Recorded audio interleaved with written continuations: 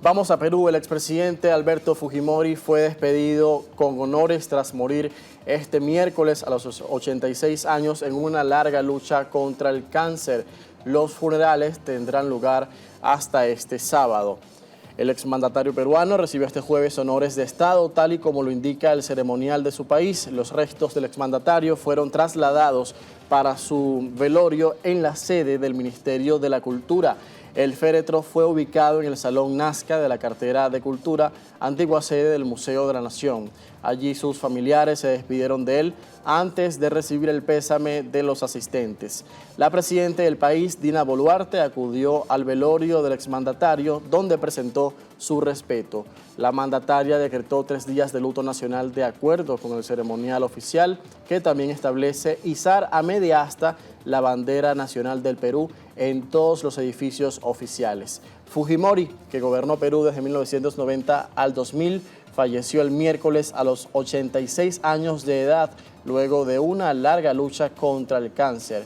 El exgobernante fue excarcelado en diciembre mediante un indulto humanitario. Su muerte ha generado una división también en la sociedad peruana debido a que el considerado dictador tenía una sombra de violaciones a los derechos humanos por las que cumplió condena antes de ser indultado el año pasado.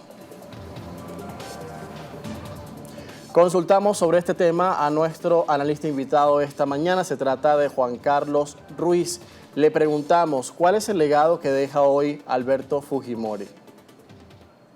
La figura de Alberto Fujimori tiene que ser recordada en el Perú como un antes y un después de la historia política contemporánea del país.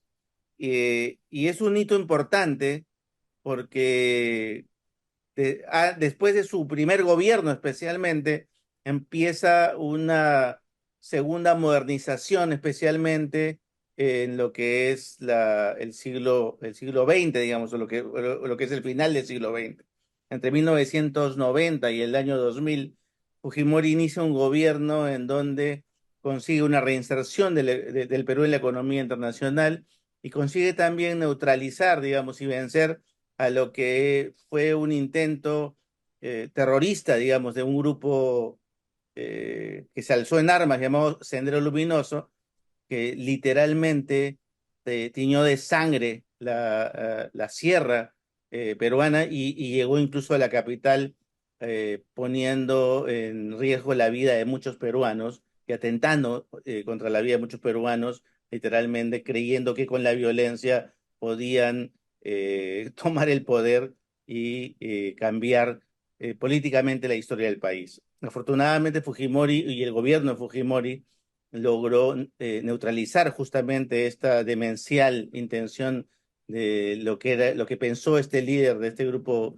maoísta llamado Sendero Luminoso, que fue Abimael Guzmán, cuya muerte curiosamente ocurre también un 11 de septiembre a los 86 años también, ¿no? Una cosa de esas cosas irónicas que ocurren en la vida, pero que ocurren y que son para grabarlas, digamos, en los libros de historia.